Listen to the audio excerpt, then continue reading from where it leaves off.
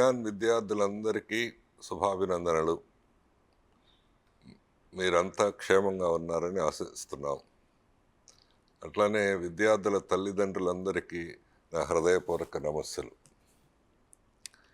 ఈ కరోనా క్లిష్ట సమయంలో మీరు చాలా సందిగ్ధంలో సంశయాలతో ఉండి ఉంటారు. అంటే ఇదంతా చేయటము, ఇదంతా చెప్పటము, మీ నిర్ణయాన్ని మార్చుకోవాలని నేను చెప్పటం లేదు. మీ ఆలోచన పద్ధతి మీకుంటుంది. కానీ ఇట్లాంటి సంక్లిష్టమైన సమయంలో ఇట్లాంటి ఆహ్, ఆహ్, ఇట్లాంటి ప్రత్యేకమైన పరిస్థితుల్లో మనం వివిధ కోణాల నుంచి ఆలోచించాల్సిన పరిస్థితి ఎంతైనా ఉంది. అందుకని ఈ ఈ కొన్ని మాటలు చెప్పటానికి మీకు ప్రయత్నిస్తాను. మీ నిర్ణయం మీకుండుంటుంది. మీ పిల్లల నిర్ణయం మీకుండుంటుంది. అయినా సరే కొంచెం వేరే రకంగా కూడా ఆలోచించాల్సిన అవసరం ఉంటుందనే ఉద్దేశంతో ఇదంతా చెప్పడానికి ప్రయత్నం చేస్తున్నాం. ఇప్పుడు క్లాసులు ప్రారంభించటానికి మన యూనివర్సిటీలో కానీ, కాలేజీల్లో కానీ క్లాసులు ప్రారంభించడానికి కారణాలేంటి? ఇప్పటిదాకా ఆన్లైన్ క్లాసులు జరిగినాయి. చాలా బ్రహ్మాండంగా జరిగినాయని మీరు చూసే ఉంటారు.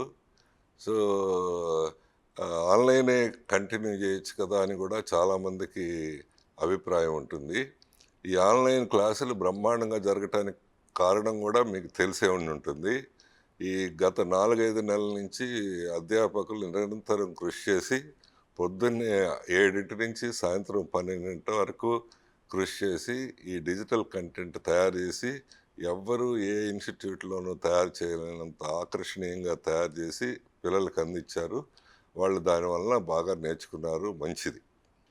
కానీ ఈ నేపథ్యంలో ఇదే ఆన్లైన్ ఇంకా ముందు కూడా కంటిన్యూ చేయొచ్చు కదా, ఇప్పుడు ప్రత్యక్షంగా క్లాసులు ఎందుకు పెట్టాలి అనేది చాలామంది సందేహం. ఇది ఎందుకు పెట్టాల్సి వచ్చింది అంటే 3-4 కారణాలు. ఒకటి, ఇంజనీరింగ్ కోర్సులో ఎంత థియరీ వచ్చినా, దాంట్లో ఎన్ని మార్కులు వచ్చినా ల్యాబొరేటరీ లేకుండా, స్కిల్స్ లేకుండా, సో అది ఇంజనీర్ కావటానికి అవకాశమే లేదు. సో ఈ ల్యాబొరేటరీ వర్క్ లేకుండా, ల్యాబొరేటరీలో చేత్తో వాళ్ళు మెషిన్లన్నీ పట్టుకొని చేయకుండా, ఈ స్కిల్స్ లేకుండా ఇంజనీర్ అవటం ఇంపాసిబుల్. ఇంజనీర్ అవుతారని ఆశించలేం. అది ఒక కారణం. రెండవ కారణం, యూజీసీ గైడ్లైన్స్ కూడా క్లాసులు ప్రారంభించాలని మీకు తెలిసే ఉంటుంది. ఆ గైడ్లైన్స్ ఇచ్చారని. అట్లనే ఆంధ్రప్రదేశ్ గవర్నమెంట్లు, మిగతా గవర్నమెంట్లు కూడా ఈ క్లాసులు నవంబర్ 2వ తారీఖు నుంచే ప్రారంభించాలని ఆదేశాలు ఇచ్చారు. ఈ గవర్నమెంట్లు యూజీసీ ఆదేశాలు ఇచ్చే కంటే మరీ ముఖ్యంగా ఏంటంటే, నేను ముందు చెప్పినట్టుగా ఆన్లైన్ క్లాసులకే మనం పరిమితమైతే, ఆ థియరీ పార్ట్కే పరిమితమైతే, మీరందరూ ఆశిస్తున్న ఉద్యోగాలు, పిల్లలకు ఉద్యోగాలు వచ్చి స్థిరపడాలి అని తల్లిదండ్రులు ఆశిస్తుంటారు, పిల్లలు కూడా అట్లానే ఆశిస్తుంటారు. సో అట్లా జరగటానికి అవకాశాలు అస్సలు ఉండవు. ల్యాబొరేటరీ లేకుండా, స్కిల్ లేకుండా, ఏది లేకుండా. అందుకని మేము ప్రత్యక్షంగా ఆన్లైన్ క్లాసు ఈ ప్రత్యక్ష క్లాసులు నిర్వహించడం జరుగుతుంది. అంతేగాని మిమ్మల్ని ఇబ్బంది పెట్టడానికో, లేకపోతే మీ మీద భయపెట్టడానికో, లేకపోతే మరో రకంగా చేయడానికి ఆన్లైన్ ఈ ప్రత్యక్ష క్లాసులు నిర్వహించడం లేదు. సో ల్యాబొరేటరీ లేకుండా ఇంజనీరింగ్ పూర్తి చేసినట్లు కాదు. అందుకని ఇప్పుడు వచ్చిన పిల్లలకు కూడా ఎక్కువ 80% ల్యాబొరేటరీలోనే ఎక్స్పెరిమెంట్లే చేయిస్తున్నారు, రెగ్యులర్ క్లాసుల కంటే కూడా. రెగ్యులర్ క్లాసులు 1-2 ఉంటున్నాయి రోజు, కానీ ఎక్కువ భాగము ల్యాబొరేటరీలోనే చేయిస్తూ ఉన్నారు. ఇప్పటికి 30-40% పిల్లలు వచ్చారు. వీళ్ళందరికీ ల్యాబొరేటరీలే ముందు చేయిస్తున్నారు. ఇప్పటికే కొంత థియరీ అయిపోయింది, దానికి సరిపడా ల్యాబొరేటరీస్ కూడా చేయిస్తున్నారు. సో ఇందుకోసమని ప్రత్యక్షంగా ఈ క్లాసులు పెట్టడం అవుతుంది. అయితే మీకు చాలా సందేహాలు, సహజంగానే సందేహాలు ఉండటం, భయం ఉండటం సహజం. ఎందుకంటే మీ భయాన్ని కూడా మేము బాగానే అర్థం చేసుకోగలం. ఆహ్, చాలామందికి ఒకళ్ళో ఇద్దరో పిల్లలు. ఆమె ఆశయాలన్నీ ఆ పిల్లల మీదే ఉన్నాయి. వాళ్ళకేదన్నా హాని జరిగితే మనం తట్టుకోలేము. కాబట్టి ఆ భయం ఉండటం సహజం. ఆహ్, సో, దాన్ని మనం కాదంటానికి కూడా లేదు.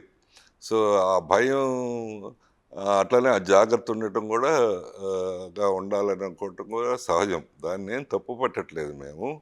కానీ ఉన్న పరిస్థితిని మంచిగా అంచనా వేసి ఈ ఆహ్, ఎ ఎప్పటికీ ఇదే విధంగా మనం కంటిన్యూ చేయటానికి వీలవుతుందా? లేదా?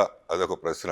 ఎన్నాళ్ళు ఇది తీసుకెళ్తాం. 3 నెలలా, 6 నెలలా, సంవత్సరమా అనేది ఎవ్వరికీ ప్రభుత్వం గానీ, శాస్త్రవేత్తలు గానీ ఎవరు చెప్పలేని పరిస్థితి. సో, ఏదైనా డ్రగ్ గానీ, ఇంకోటి గానీ వస్తుందంటే అది గూడా నిర్ధారించి ఎవరు చెప్పలేని పరిస్థితి. కాబట్టి మనం ఏ ఎప్పుడో ఒకసారి బ్రేక్ తీసుకోవాల్సిన పరిస్థితి. ఆలోచించాల్సిన పరిస్థితి.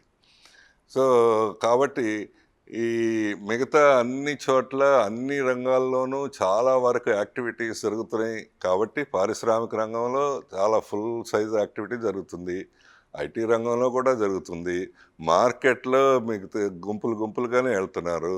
సో, మిగతా అన్ని చోట్ల ఆహ్, సాధారణ లైఫ్ స్టైలు, సాధారణ పరిస్థితి దాదాపుగా అంత పూర్తిగా వచ్చిందని చెప్పలేం గానీ, సాధారణ పరిస్థితి మాత్రం వచ్చింది. సో, కాబట్టి ఈ నేపథ్యంలో పిల్లలు ఆహ్, ఏ ఈ ఏ దిశగా ఎళ్తే మంచిది, ఎట్లా నడిస్తే మంచిది అని ఆలోచించాల్సింది పిల్లలు ఆలోచించాలి. తల్లిదండ్రులుగా, పెద్దలుగా మనం అందరూ ఆలోచించాల్సిన పరిస్థితి. కాబట్టి అయితే మీరు మీరు కొంతమంది అడగొచ్చు. ఏమని?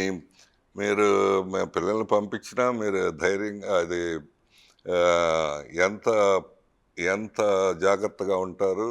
ఎంత బాగా ఉంటారు? అనేది అడగొచ్చు. మాకొకటే ఇదంతా వీళ్ళని పిలవటానికి కానీ, లేకపోతే ఇది బాగా జరుగుతుందని ధైర్యం ఉండటానికి కారణం ఒకటే. నేను చైర్మన్‌గా అట్లానే అడ్మినిస్ట్రేషన్‌లో ఉన్నోళ్ళందరూ, ఫ్యాకల్టీ మెంబర్స్ అందరూ గత 4 నెలల నుంచి బాగా కోవిడ్ తీవ్రంగా ఉన్నప్పటి నుంచి రోజు కాలేజీకొచ్చి పని చేస్తూనే ఉన్నాం. కా కా అని క పని చేస్తున్నప్పటికీ ఎవరికీ ఈ కరోనా ఎఫెక్ట్ అవ్వలేదు. ఇద్దరు, ముగ్గురు కొద్దిగా 3, 4 రోజులు నలతగా ఉన్నా, వాళ్ళు 4 రోజుల్లో మళ్ళీ బాగానే అయ్యారు. అందరూ వర్క్‌లోకొస్తున్నారు. 100% ఫ్యాకల్టీ మెంబర్స్ ఇక్కడ వర్క్ చేస్తున్నారు. ఈ ఫ్యాకల్టీ మెంబర్స్ అందరూ కొంతమంది ఏజ్డ్ వాళ్ళున్నారు, కొంతమంది మిడిల్ ఏజ్డ్ ఉన్నారు. మీకు తెలుసు వాళ్ళ ప్రాణం గూడా చాలా ఆహ్, చాలా ఆహ్, చాలా ముఖ్యమే వాళ్ళకి. సో, వాళ్ళందరూ డాక్టరేట్స్ ఉన్నారు, ప్రొఫెసర్సు, అసిస్టెంట్ ప్రొఫెసర్స్ అందరూ ఉన్నారు. అందరూ కలిపి ఈ 4 నెలల నుంచి ఏ ఆటంకం లేకుండా, ఎవరికి ఇబ్బంది లేకుండా పనిచేస్తా ఉన్నాం. కాబట్టి ఆ ధైర్యంతోనే ఈ పిల్లల్ని ఈ ప్రత్యక్ష క్లాసులకి రమ్మనటానికి ప్రయత్నం చేశాం. సో, ఇది. రెండవది మీరు సరే ఆహ్, ఇంకా ఆహ్, మీ ఎస్పెషల్లీ విద్యార్థులకి మరో విన్నపం. సో, మీరు ఒక రకమైన 7 నెలల నుంచి ఒక రకమైన లైఫ్ స్టైల్‌కి అలవాటు పడి ఉంటారు. లైఫ్ స్టైలు కొంతసేపు నేర్చుకోవటము, కొంతసేపు టీవీ, కొంతసేపు ఇంకోటి లీజర్లీగా ఉండటం చేసి ఉంటారు. కానీ ఇది ఎంతకాలం ఇట్లా సాగితే మీకు ఉద్యోగం రాకపోతే, మీకు సరిగ్గా అవ్వకపోతే, కోర్స్ సరిగ్గా అవ్వకపోతే, మీ కాళ్ళ మీద మీరు నిలబడకపోతే, తర్వాత రోజుల్లో ఇంట్లోనూ గౌరవం ఉండదు, సమాజంలోనూ కూడా గౌరవం ఉండకుండా ఎప్పుడో ఒకసారి మనం బ్రేక్ చేసి, ఈ ధైర్యం చేసి, ఈ ఈ సాధారణ స్థితికి వచ్చే ప్రయత్నం చేయాలి. అంతేగాని మనకి ఏదో అవుతుందని ఇంట్లో రూమ్ లోపల కూర్చొని, రూము బయటికి రాకుండా ఉండి, మనం సురక్షితంగా ఉన్నాము అనుకుంటే, ఇది ఎంతకాలం ఇట్లా జరగాలి అనేది ఎవరు చెప్పలేని పరిస్థితి. ఏదో వచ్చే 4 నెలల్లో అవుతుందంటే సరే 4 నెలల పాటు ఓపిక పట్టేవాళ్ళం. ఎవ్వరూ చెప్పలేరు పొద్దున. 4 నెలలు అవుద్దా, సంవత్సరంలో అవుద్దా, 2 సంవత్సరాల్లో అవుద్దా అని ఇది చెప్పలేని పరిస్థితి. అందుకని మీరు పిల్లలు కూడా ఇంకోసారి లైఫ్ స్టైల్ ఇట్లా లీజర్లీగా ఎల్లకాలం జీవితాంతం ఉండలేము. అట్‌లీస్ట్ ఇంకొక సంవత్సరం, 2 సంవత్సరాలు కూడా ఉంటే మీ మొత్తము ఇదంతా కెరీర్ అంతా పాడవుతుంది. రెండోది ఈ ఈ ఇంత కాంపిటేటివ్ ఎన్విరాన్మెంట్‌లో మీరు ఈ కోపప్ అవ్వకపోతే ఒక పక్క నాలెడ్జ్‌తోను, ఇంకో పక్క స్కిల్స్‌తోను, ఒక పక్క మీ ఫైనల్ ఇయర్ వాళ్ళకి ఆల్రెడీ ప్లేస్‌మెంట్స్ జరుగుతున్నాయి. ఇప్పటికే టీసీఎస్‌లో 400 మంది ఫస్ట్ రౌండ్‌లోనే క్లియర్ చేశారు. సెకండ్ రౌండ్‌లో కూడా 300 మంది దాకా వస్తాయని ఆశిస్తున్నాం. ఇట్లాంటి ప్రయత్నం జరగకపోతే మీరు లైఫ్ అంతా విచారించాల్సిన పరిస్థితి వస్తుంది. అందుకంటే అది ఆ బ్రేక్ వస్తే, ఆ లీజర్‌కి అలవాటు పడిపోతే, ఆ ప్రయత్నం చేయకపోతే, ఆ ధైర్యం చేయకపోతే లైఫ్ అంతా ఇబ్బంది పడాల్సిన పరిస్థితి. మీరు ఒకటే అంటే మీరు వేరే నిర్ణయం తీసుకొని ఉండొచ్చు. సో, కానీ మీరు 1, 2 సార్లు ఆలోచించాల్సిన పరిస్థితి ఇది. కాబట్టి పిల్లలు తప్పకుండా ఆలోచించండి. మీ జీవితం. మీరు పెద్దవాళ్ళవుతున్నారు. మీరు మీ కాళ్ళ మీద మీరు నిలబడాలి. మీరు ఏదైనా మంచి ఉద్యోగం సాధించాలి. సో, అప్పుడే మీకు ఇంట్లోను గౌరవం ఉంటది. బయట కూడా గౌరవం బాగా అవుతుంది. అంతేగాని ఎల్లకాలం ఈ లీజర్లీగా ఇట్లా చేస్తామనుకుంటే జీవితం బాగా ఉండకపోవచ్చు. అందుకని పెద్దవాడిగా నేను మీకు చెప్తున్నాను. సో, ఇది ఒకసారి 1కి 2 సార్లు ఆలోచించండి మనం చేస్తుంది రైటా? తప్పా? ఏంటి అనేది. అట్లానే తల్లిదండ్రులు కూడా నేను ఇందాక చెప్పినట్టు మీకు భయం ఇదంతా ఉంటుంది. కానీ మీకు ఎప్పుడోసారి మనం మొత్తం సమాజం చూస్తే దాదాపు 70-80% సాధారణ స్థితికొచ్చింది. కాబట్టి ఈ స్థితిలో మనము కొన్ని జాగ్రత్తలు తీసుకొని తప్పకుండా మనం పిల్లల్ని నార్మల్ స్థితికి వచ్చేటట్టు చేయాల్సిన పరిస్థితి. అంతేగాని మీకు మాకు ఏమీ శత్రుత్వం లేదు. వేరే పార్టీ కాదు, ఏమీ కాదు. మీ తల్లిదండ్రులుగా మీరు, ఒక పక్క మేము అందరం కలిసి పిల్లలు బాగు చేయాలి. అంతేగాని మీరొక పార్టీ, మేమొక పార్టీ, మీరొక వర్గం, మేమొక వర్గం అట్లా ఏం లేదు. పిల్లలకి ఏది మంచిదో అది మీరు ఆలోచించాలి, మేము ఆలోచించాలి. ఎట్లయితే వాళ్ళు సెటిల్ అవుతారు, ఎట్లయితే బాగవుతారు అనేది ఆలోచించాలి. అయితే మరి మీకు కొన్ని సందేహాలు డెఫినెట్‌గా ఉంటాయి. ఆ సందేహాలు ఏంటి అంటే సో, మన కాలేజీ అంతా సురక్షితమైన ప్రదేశమేనా? డెఫినెట్‌గా సురక్షితమైన ప్రదేశమే. ఎందుకు అనంటే అన్ని రూములు శానిటైజ్ చేస్తున్నాము. రెండవదేంటంటే దూరంగానే కూర్చోబెడుతున్నాము. సో, మన క్లాస్ రూములు మీరు అందరూ చూసే ఉంటారు. నార్మల్‌గా ఏఐసీటీ ప్రకారం 60 చదరపు మీటర్లయితే మన క్లాస్ రూములు 120 చదరపు మీటర్లుంటాయి. అంటే నార్మల్ స్ట్రెంగ్త్ కూర్చోబెట్టినా వైశాల్యంగానే ఉంటాయి. కాబట్టి అట్లాంటి పరిస్థితి అసలు మన క్లాస్ రూమ్‌లో తలెత్తే అవకాశమే లేదు. That is number 1. రెండవది బయట నుంచి పిల్లలొస్తారు కాబట్టి రోజు వాళ్ళని టెస్ట్ చేసిన తర్వాతే లోపలికి పంపిస్తున్నాం. డే స్కాలర్స్ వస్తారు కాబట్టి. మూడవది హాస్టల్‌లో మరి ఎట్లా ఇప్పుడైతే ప్రస్తుతం ఒక రూమ్‌కి ఇద్దరు, ముగ్గురిని పెడుతున్నాం గానీ వచ్చే కాలంలో కొద్దిగా ఎక్కువ మందిని కూడా పెట్టాల్సిన పరిస్థితి వస్తుంది. నేను కాదంటలేదు. ఎందుకంటే ఇప్పటికిప్పుడు హాస్టల్ కట్టలేము, కొత్త బిల్డింగ్లు కట్టలేము, కొత్త చోట పెట్టలేము. కానీ మరి ఎట్లా సేఫ్టీ అని అనిపిస్తుంది. ఒక్కసారి వాళ్ళు టెస్ట్ చేసుకున్న తర్వాత మేము హాస్టల్లోకి ఎంటర్ చేసే ముందు ప్రతి వాళ్ళని టెస్ట్ చేసి లోపలికి పంపిస్తున్నాం హాస్టల్ లోపల.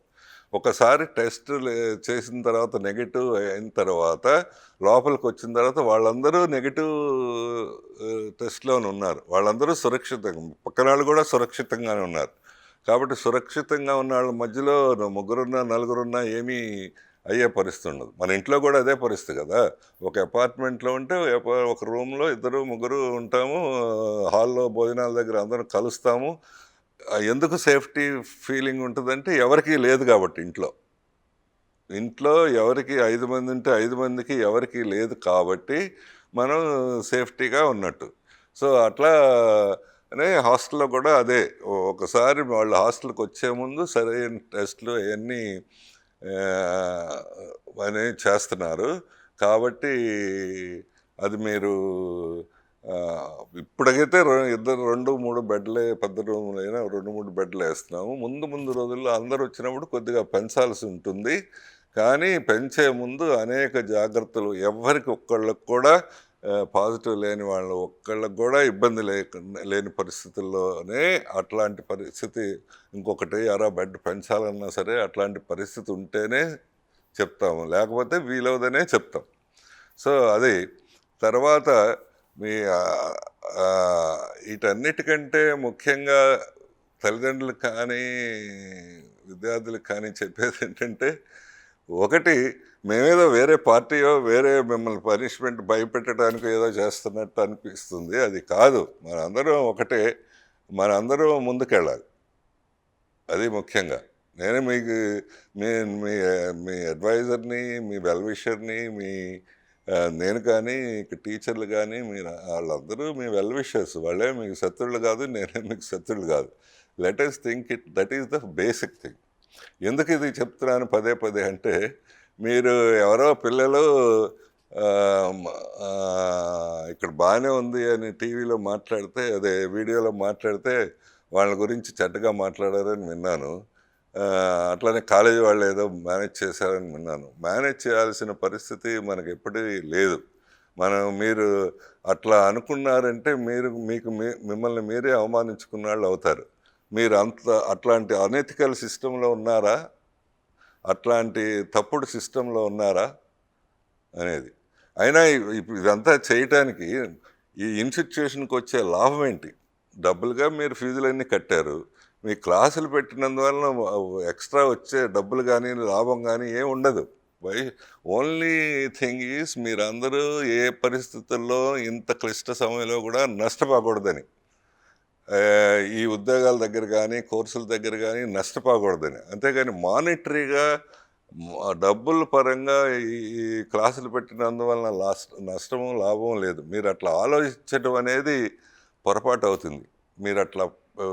మీరు అట్లా పెరగటం అనేది, మన సిస్టమ్ గొప్పగా ఉండాలి, మన టీచర్స్ గొప్పగా మీకు అనిపించాలి, మన మొత్తం ఇన్స్టిట్యూట్ గొప్పగా అట్లా పెరగాలి. కానీ ఏ ఇన్స్టిట్యూట్ అయినా సరే సో అట్లా పెరగాలి. కానీ మీరు ఇట్లా ప్రతి వాళ్ళని అనుమానిస్తూ ప్రతిదాన్ని అనుమానిస్తూ పెరిగితే మీరు రైట్ యాటిట్యూడ్లో పెరుగుతున్నట్టు కాదు. మీరు ఉద్యోగం రావాలంటే మీకు బాగా మార్కులు రావటం 90%, 95% రావటం ఒక ఎత్తు. కానీ మీ యాటిట్యూడ్ సరిగ్గా ఉండటం ఈక్వల్గా మ్యాటర్ అవుతుంది, అంతకంటే ఎక్కువ మ్యాటర్ అవుతుంది. మీరు రిటర్న్ టెస్ట్ అదంతా క్లియర్ చేయొచ్చు, కానీ ఇంటర్వ్యూలో మాత్రం గ్యారంటీగా ఫెయిల్ అవుతారు. ఎందుకని నేను చెప్తా వినండి. దీన్ని ఇప్పుడు మీరు ఎక్కడైతే చదువుతున్నారో ఆ టీచర్ల గురించో లేకపోతే ఆ ఇన్స్టిట్యూషన్ గురించో చెడ్డగా మాట్లాడితే అది వేరే రకంగా ఇంటర్వ్యూ అప్పుడు గ్రాస్ప్ చేస్తారు. టీసీఎస్ వాళ్ళు ఏమనుకుంటారు, ఈ అబ్బాయి మా దగ్గరికి వస్తే కొద్ది రోజుల తర్వాత మా ఇన్స్టిట్యూషన్ కూడా టీసీఎస్ని కూడా లేకపోతే ఇన్ఫోసిస్ని కూడా అట్లానే మాట్లాడతాడు కదా. We don't want that kind of people. అవును, వాళ్ళు ఎవరు అంత క్రిటికల్గా ఉండేవాళ్ళని, అంత ఇదిగా ఉండేవాళ్ళని ఇష్టపడరు.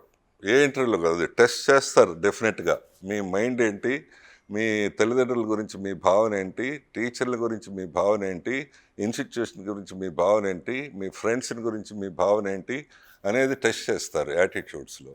అది మీరు నెగటివ్గా ఇట్లా ఎక్స్ప్రెస్ చేస్తే మా ఇన్స్టిట్యూషను డబ్బు సంపాదిస్తారు, లేకపోతే మా టీచర్లు బాగా చెప్పరు, మా ఫ్రెండ్స్ బాగా చెప్పరు అని ఎక్స్ప్రెస్ చేస్తే same thing holds good after giving the job. మీ ఉద్యోగం వచ్చిన తర్వాత కూడా మీరు టీసీఎస్ బాగాలేదంటారు, పక్క ఎంప్లాయీస్ బాగాలేదంటారు, ఫ్రెండ్స్ బాగాలేదంటారు. అట్లాంటి వాళ్ళ ప్లేస్ ఉండదు. దయచేసి ఆ యాటిట్యూడ్ మాత్రం మీరు కరెక్ట్ చేసుకోవాల్సిన పరిస్థితి. అట్లానే తల్లిదండ్రులకు కూడా ఒక సూచన, మేము పెట్టేసి మీరు ప్రత్యక్షంగా రమ్మంటే ఇబ్బందిగా ఉండొచ్చు, కష్టంగా ఉండొచ్చు, లేకపోతే భయంగా ఉండొచ్చు, ఇదంతా అవ్వచ్చు. కానీ మీరు మాట్లాడేటప్పుడు ఇన్స్టిట్యూషన్ గురించో టీచర్ల గురించో పరుషంగా మాట్లాడితే అది పిల్లవాడికి చాలా ప్రమాదం జరుగుతుంది. అవును, మీరే పెద్దవాళ్ళే అట్లా మాట్లాడుతూ ఉంటే పిల్లలు కూడా అదే ధ్యాసలో అదే ధోరణిలో మాట్లాడే అవకాశం ఉంటుంది. ఎప్పుడైతే వాళ్ళ టీచర్‌లని గౌరవించడో, కొద్ది రోజుల తర్వాత, కొన్నాళ్ళ తర్వాత ఏదన్నా ఇబ్బందొచ్చినప్పుడు మిమ్మల్ని కూడా గౌరవించే పరిస్థితి ఉండదు. సమాజాన్ని కూడా గౌరవించే పరిస్థితి ఉండదు. ఇంత లోతుగా ఆలోచించే మీరు గమనించే ఉంటారు ఇప్పటి వరకు. అన్ని స్కూళ్ళు, అన్ని ఇంటర్మీడియేట్ కాలేజీ వాళ్ళు ఇళ్ళ దగ్గరికి టీచర్‌లను పంపించి అడ్మిషన్‌లు కూడా చేస్తారు. విజ్ఞాన్ ఎప్పుడు చేయలేదు అట్లా. టీచర్‌లని వాళ్ళ గౌరవం తగ్గించదలుచుకోలేదు. ఒకసారి వాళ్ళ గౌరవం తగ్గిస్తే అదే పిల్లాడు స్కూల్‌కొచ్చి స్కూల్‌లో టీచర్‌కి ఏం గౌరవంతో వింటాడు? సో, అందుకని మీరు మీరు అనుమానాలన్నీ అడగండి. కానీ పరుషంగానో, కోపంగానో లేకపోతే వేరే రకంగానో మాట్లాడితే అది ఆ టీచర్‌కి ఏం కాదు కానీ పిల్లాడికి మాత్రం చాలా డ్యామేజ్ అవుతుంది. నేను ఒక చిన్న ఇన్సిడెంట్ చెప్తాను వినండి.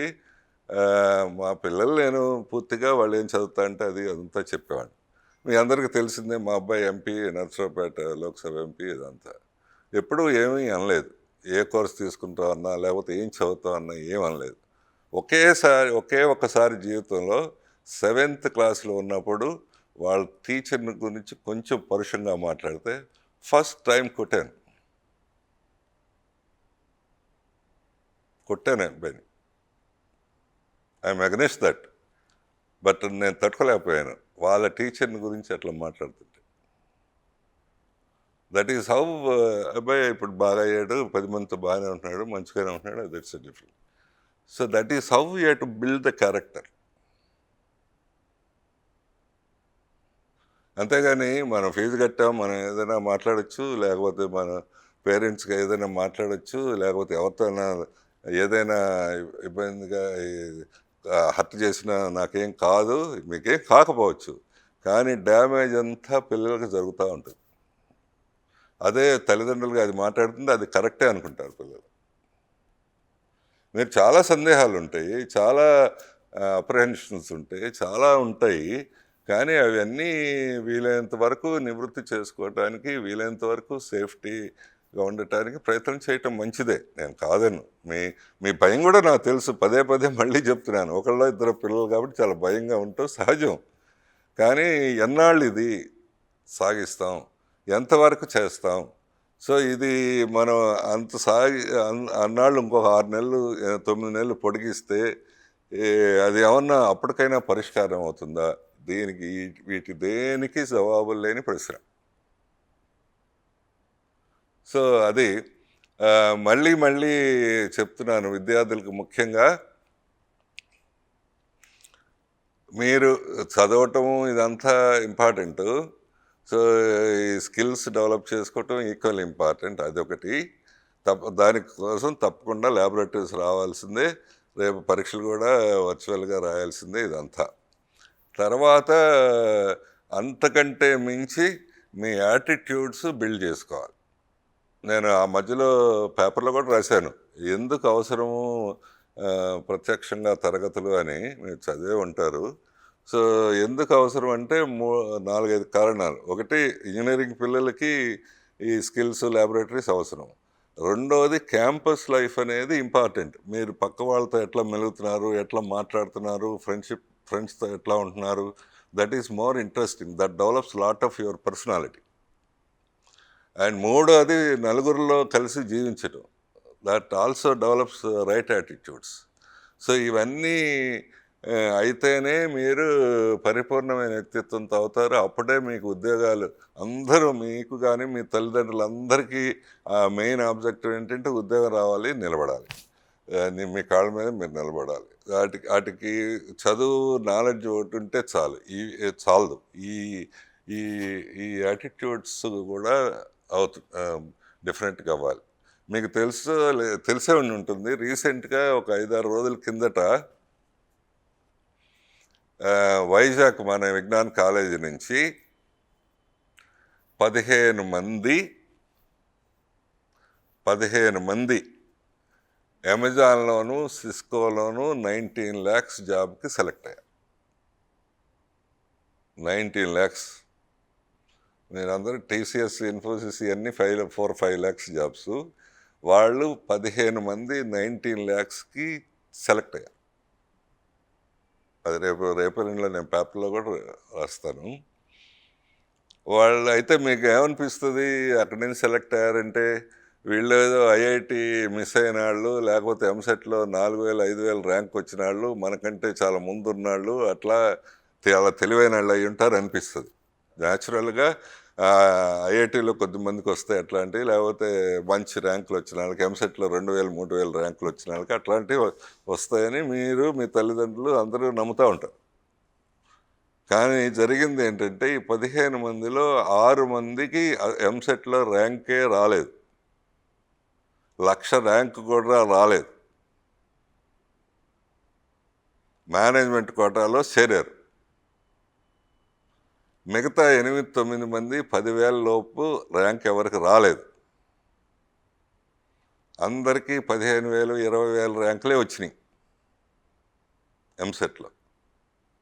వీళ్ళందరూ ఒకవైపు వాళ్ళు కృషి చేయటము, మరోవైపు ఆ యాటిట్యూడు, మంచి యాటిట్యూడు, మంచిగా కమ్యూనికేట్ చేయటం, పక్కన వాళ్ళ గురించి మంచిగా అనుకోవటము, ఇన్స్టిట్యూషన్ మంచిగా చేయటము, అట్లానే ఎప్పటికప్పుడు ఇన్స్ట్రక్షన్స్ ఫ్యాకల్టీ నుంచి తీసుకొని అది బిల్డ్ చేసుకోవటం వలన ఇప్పుడు ఫైనల్ ఇయర్ ఉన్నాళ్ళు. ఇప్పుడు వాళ్ళు ఫైనల్ ఇయర్కి వచ్చారు ఇప్పుడే, మీతోటి పాటు వాళ్ళే.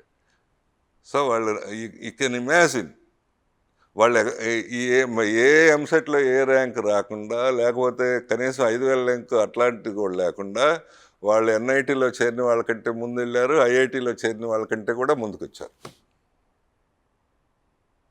ఐఐటి వాళ్ళకు కూడా అందరికీ అన్ని జాబ్స్, ఆ లెవెల్లో జాబ్స్ రావు. వాళ్ళు కూడా 6-7 లక్షల దాంట్లోనే ఎక్కువ మంది ఉంటారు. So it is nothing but building of your cells. ఒక పక్క నాలెడ్జ్ బిల్డింగు, సరే మేము అందరూ కలిపి చేస్తున్నాము. రెండవ పక్క యాటిట్యూడ్ బిల్డింగు, ఆలోచన ధోరణి సరిగ్గా ఉండటం, మంచిగా ఉండటం, మంచిగా చేయటం. మీరు కావాలంటే ఆ పిల్లలు ఎన్ని అడ్రస్లో ఎన్ని రేపు పేపర్లో రాస్తాను, వాళ్ళ ఫోన్ నెంబర్లు కూడా ఇస్తాను. వాళ్ళని అడగండి, వాళ్ళ ఫోన్లు చేసి అడగండి, మీకు ఏం చేశారు, ఎట్లకు వచ్చింది, ఎట్లా వచ్చింది అంతా. సో ఈ వేళల్లో నేను చాలామంది ఆ పిల్లలందరితో మాట్లాడాను. ఒక్కళ్ళు కూడా సరే ఇదంతా ఇంత మీ ఫ్యాకల్టీ మెంబర్స్ చేశారా అంటే, చాలా వాళ్ళే చేశారు సార్ అన్నారు. లేదు మన ఇన్స్టిట్యూషన్లో అంత చేసి ఉంటారు, నేనే నెగిటివ్ క్వశ్చన్లు వేయడం మొదలుపెట్టాను. But they are there with the system. They are grateful to the system, grateful to the people, grateful to their parents, grateful to the whole the process. ఎవరు ఆంధ్రాలో తెలంగాణలో ఏ కాలేజీకి ఏ యూనివర్సిటీకి అంత నంబర్ రాలేదు. వచ్చినా 2 3 వస్తాయి. కానీ అంతేగాని 15 మందికి ఒక కాలేజీ నుంచి నెవర్. ఐ మీన్ చాలా యూనివర్సిటీలు ఉన్నాయి తెలంగాణలో, ఇక్కడ కూడా చాలా యూనివర్సిటీలు ఉన్నాయి, చాలా కాలేజీలు ఉన్నాయి, పెద్ద పెద్ద కాలేజీలు ఉన్నాయి, ఎవరికి రాలేదు ఇంత నంబర్స్, ఇంత. సో మీరు అట్లాంటి సిస్టంలో ఉన్నారు, మీరందరూ అట్లాంటి అడ్మినిస్ట్రేషన్లో ఉన్నారు, అట్లాంటి పద్ధతుల్లో ఉన్నారు. మీకు ఆ లైఫ్ స్టైల్ కొద్దిగా బ్రేక్ చేయడం కష్టం. అందుకని దాన్ని అవాయిడ్ చేయడం కోసం మీరు అది ఇది పరుషంగా మాట్లాడటం, ఇంటిగ్రిటీని గురించి మాట్లాడటం. సో ఆ పిల్లలకి అదే శాఖ పిల్లలు మాకు ఫోన్ చేశారు సార్ అని. ఏమి వాళ్ళు అసలు శాఖ పిల్లలు కూడా కాదు మాట్లాడింది, వేరే పిల్లలు మాట్లాడారు, వాళ్ళకు ఉన్నది ఉన్నట్టు మాట్లాడారు. దానికి మనం ప్రమోట్ చేయాల్సిన అవసరం ఏంటి? వాళ్ళు లేకపోతే వాళ్ళని తప్పుడుగా చెప్పాల్సిన అవసరం ఏంటి చెప్పండి? సో మీరు are in the very right system. It is a better system than NITs, better system than IITs. అది ప్రూవ్డ్. మీ ఎన్ఐటీలో ఐఐటీలో కంటే బెటర్ సిస్టంలో ఉన్నారని ఈ రీసెంట్గా 1 వీక్ బ్యాక్ వచ్చిన రిజల్ట్ నిరూపించబడింది. మీరు కూడా అట్లా అవ్వాలి, మీరు కూడా అంత గొప్పగా అవ్వాలి, మీరు కూడా అంత అంత పెద్దగా స్థిరపడాలి, పెద్దగా అవ్వాలి అనేది మా అందరి ప్రయత్నం. దాంట్లో దీనికి అట్లా అవ్వాలంటే అనుకున్నంత మాత్రం అవ్వదు. మీరు రాత్రింబవళ్ళు కష్టపడాలి, ఫ్యాకల్టీ రాత్రింబవళ్ళు మిమ్మల్ని పర్సూ చేయాలి, అట్లానే మీ పర్సనాలిటీ డెవలప్ చేయాలి, మీకు రైట్ యాటిట్యూడ్స్ ఉండేట్టు వేరియస్ ఈవెంట్స్ కానీ ఎన్ని కండక్ట్ చేసి చేయాలి. ఇదంతా చేస్తే మొత్తం కలిపి మీరు మంచి ప్యాకేజీగా అవుతారు. అప్పుడు మీరు అంత పెద్ద ఉద్యోగాలకి సెలెక్ట్ అవుతారు. మనకిప్పుడు మనకు కూడా ఇక్కడ కూడా టీసీఎస్ 400 మంది సెలెక్ట్ అయ్యారు, ఒక 50-60 మంది ముందే సెలెక్ట్ అయిపోయారు 8 లక్షల రూపాయల జాబ్కి. That's good. బట్ అంతకంటే అది అది అందరికీ హాయిగా సంతృప్తిగా ఉంది ఇంతమంది సెలెక్ట్ అయ్యారంటే. కానీ నా ఉద్దేశం అంతకంటే మీరు ఎక్కువ ఎదగాలని. అంతకంటే ఎక్కువ ఎదగాలంటే మేము లీజర్లీగా ఇంట్లోనే ఉంటాము, లీజర్లీగా ఎప్పుడో అవసరమైనప్పుడు కాసేపు పరీక్షలప్పుడు చదువుతాము, మిగతా అప్పుడు ఏం పని చేయము, లేకపోతే in the name of corona మేము ఇట్లానే ఉంటాము అని అంటే ఇట్ ఈస్ యువర్ లైఫ్, మీ జీవితం. మా ఎవరు నేను కానీ టీచర్లు కానీ ఎవరు నష్టపోయేది కాదు, ఏం లేదు. ఇది మీరు ఆలోచించాల్సింది. రెండవది చివరిగా కరోనా గురించి. సో ఇది డెఫినెట్గా వైరస్ ఇదంతా ఉంది, బాగానే ఉంది, చాలా రోజులు లాక్డౌన్ ఇదంతా. కరోనా గురించి పదే పదే నేను ఇంతకుముందు చెప్పాను, మళ్ళీ కూడా ఇంకోసారి చెప్తున్నా. కరోనా రాకుండా వచ్చిన తర్వాత డాక్టర్లు ఏం చేయలేరు, ఏం మందు లేదు కాబట్టి. మందులు ఏం పని చేయవు, ఏ మందు ఉపయోగపడుతుందో ఎవరికి తెలియదు కాబట్టి. కానీ రాకుండానే చూసుకోవాలి. రాకుండా చూసుకోవడానికి ఏం చేయాలంటే మీరు మాస్క్ పెట్టుకొని ఇంట్లో కూర్చుంటే రాకుండా అని చెప్పలేం. రాకుండా చేయటానికి ఏం చేయాలి అంటే మీరు మంచి ఫ్రీ ఎయిర్, ఫ్రీ సన్లైట్ ఉండే దగ్గర ఉండాలి. That is the first thing. రాకుండా ఉండటానికి బాడీయే ఫైట్ చేయాలి. డాక్టర్లు ఫైట్ చేయలేరు, మెడిసిన్స్ ఫైట్ చేయలేరు. మన బాడీయే ఫైట్ చేయాలి. ఒకవేళ మన దగ్గరలో వస్తే మన బాడీ ఫైట్ చేయాలంటే ముందు మంచి గాలి, మంచి వెలుతురు ఉండే దగ్గర ఉండాలి. క్లోజ్డ్ రూమ్స్లో, క్లోజ్డ్ ఎన్విరాన్మెంట్లో ఉంటే బయటికి రాగానే మీకు వచ్చే ప్రమాదం ఎంతైనా ఉంటుంది. ఎందుకంటే by the time you are weak. That is number 1. Number 2, మంచి ఫుడ్ తీసుకోవాలి. మామూలుగా మంచి ప్రోటీన్ రిచ్ ఫుడ్ తీసుకుంటే బాడీ ఇమ్యూనిటీ అవుతుంది. నెంబర్ 3, మీకు ఎంతో కొంత యాక్టివిటీ ఉండాలి.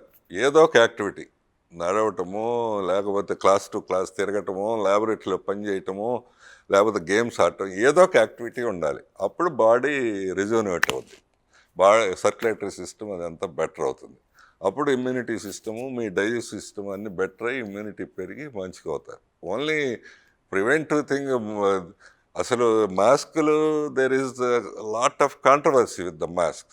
మాస్క్ కంటిన్యూస్గా పెట్టుకుంటే ఆ రెస్పిరేటరీ సిస్టమ్ మీకు కార్బన్ డైఆక్సైడ్ వదిలితే పీలుస్తూ ఉంటారు కాబట్టి కంటిన్యూస్గా పెట్టుకుంటే దెబ్బతింటుంది. సో మీరు బయట గ్రూపులో ఉన్నప్పుడు పెట్టుకోవాలి, మామూలు ఇంట్లో ఉన్నప్పుడు, ఒంటరిగా ఉన్నప్పుడు తీసేస్తే మంచిదే. లేకపోతే ఫుల్ బ్రీత్ ఉండదు.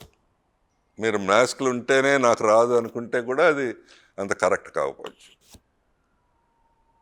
సో అందుకని కరోనా రాకుండా ఉండటానికి బయటకు రాకపోవడం సొల్యూషన్ కాదు, లేకపోతే డాక్టర్ల సొల్యూషన్ కాదు, మందుల సొల్యూషన్ కాదు. సొల్యూషన్ మీరే, మీ బాడీయే. ఆ బాడీలో ఉండే నిరోధక శక్తి, ఆ నిరోధక శక్తి బాగుండాలి అంటే మీరు హాయిగా ఓపెన్ ఎయిర్లో ఉండాలి. అదే క్యాంపస్లో నా ధైర్యం. ఈ 1000 మంది ఫ్యాకల్టీ వాళ్ళవి వాల్యుబుల్ లైఫ్స్ కదా, డాక్టరేట్లు, పోస్ట్ డాక్టరేట్లు, అంతమంది ఉన్న వాల్యుబుల్ లైఫ్స్ కదా. They are not simple lives. So అది ధైర్యం ఏంటంటే ఇక్కడ మామూలుగా మన ఏసీ రూమ్స్ ఉన్నా సరే అన్నీ ఓపెన్ చేయించాం 12 దాకా. ఎందుకంటే అంతా ఫ్రీ ఎయిర్, ఫ్రీ సన్లైట్ రావాలనే ఉద్దేశంతో we made it mandatory. There is a movement, there is a good food, and there is an activity for the mind and body. So వీటన్నిటితో ఎవరికి రాలేదు. అదే ధైర్యం మిమ్మల్ని అందరిని పిలవటానికి. సో అందుకని ఇదంతా చెప్పినా మీ నిర్ణయం మీకుంటుంది, మీ భయం మీకుంటుంది, మీ నిర్ణయం ప్రకారం ఏదో చేయండి. కానీ ఒకటికి 2 సార్లు భవిష్యత్తుని గురించి, మీ జీవితాన్ని గురించి కూడా ఆలోచించుకోండి. తర్వాత చివరిగా మరి సైమల్టేనియస్‌గా అంటే ఇప్పుడు చాలామంది వచ్చారు. 40% దాకా వచ్చారు ఇప్పుడు. మిగతా వాళ్ళు కూడా వస్తున్నారు. మరి అస్సలు రాలేని వాళ్ళకి, లేకపోతే బాగా సిక్ ఉన్న వాళ్ళకి ఎట్లా ప్రత్యామ్నాయం అంటే ఆన్లైన్లో పెట్టొచ్చా లేదా అనేది నేను ఒక 4, 5 రోజుల్లో డిసైడ్ చేసి అట్లా నిజంగా అంత భయపడి అంత రాని వాళ్ళకి ఏమైనా ప్రత్యామ్నాయంగా ఆన్లైన్లో చేయొచ్చని ఆలోచిస్తాం. ఎంత ఆన్లైన్లో చేసినా ల్యాబ్ మాత్రం ఆన్లైన్లో చేయలేం కదా. అదే ఒక డిఫికల్ట్. ల్యాబ్ని మాత్రం ఆన్లైన్లో చేయలేం కదా. మెషిన్ తీసుకొచ్చి ఆన్లైన్లో చేయలేం కదా. సో మీరు అది పరిస్థితి. అయినా మీరు మరొకసారి మీ అందరికీ శుభాభినందనలు. తల్లిదండ్రులు కూడా మరీ నమస్కారాలు. మీరు ఎంతో నమ్మకంతో ఇక్కడ చేర్చారు. ఆ నమ్మకానికి తగ్గట్టు మేము చేద్దామని మా ప్రయత్నం. అంతేగాని మిమ్మల్ని బాధ పెడదామని, కోపం వచ్చేట్టు చేద్దామని, లేకపోతే ఏదో చేద్దామని మా ప్రయత్నం కాదు. ఈ పిల్లల్ని ఎంత బాగా చేయాలి, ఆ నమ్మకాన్ని ఎట్లా నిలబెట్టుకోవాలి, 40 ఏళ్ల నుంచి ఉన్న నమ్మకాన్ని ఎట్లా నిలబెట్టుకోవాలని మా ప్రయత్నం. అంతేగాని ఇది దయచేసి మీరు కానీ, పిల్లలు కానీ, మీరు ఒక పార్టీ, మేము ఒక పార్టీ, మేము శత్రువులాగా అట్లా ఆలోచించొద్దు. మేము అందరూ కలిసి పిల్లల గురించి ఆలోచించాలి. ఆలోచించి ఏది మంచి మార్గం అయితే, ఏది మంచి పద్ధతి అయితే అది తప్పకుండా చేద్దాము. సో మీరందరూ సురక్షితంగా ఉన్నారని ఆశిస్తున్నాం. అసలు మీకు తెలిసే ఉంటుంది, బాగా పీక్ కరోనా టైంలో ఈ పిల్లలందరూ ఆన్లైన్ పరీక్ష రాశారు, బ్రహ్మాండంగా రాశారు. ఎవరికి కరోనా ఏం లేదు. 99.9% అటెండెన్స్ ఉంది. సో అట్లానే ఇక సాధారణ పరిస్థితికి వచ్చి కూడా క్లాసులు కూడా అట్లా జరిగితే వీళ్ళకి మంచి ఉద్యోగాలు మంచిగా ఉంటే ఎవరికంటే కూడా వెనకపడిపోకుండా ఉండి ఆ వైజాగ్లో పిల్లలు సాధించినట్లుగా వీళ్ళు కూడా సాధించాలని మనస్ఫూర్తిగా ఆశిస్తున్నాం. మరోసారి మీ నమ్మకానికి పిల్లలు నమస్కరిస్తూ పిల్లల్ని ధైర్యంగా ఉండాలి, మంచిగా ఉండాలి, ఆరోగ్యంగా ఉండాలి, అంతకంటే మించి హుషారుగా ఉండాలని ఆశీర్వదిస్తున్నాం. నమస్కారం.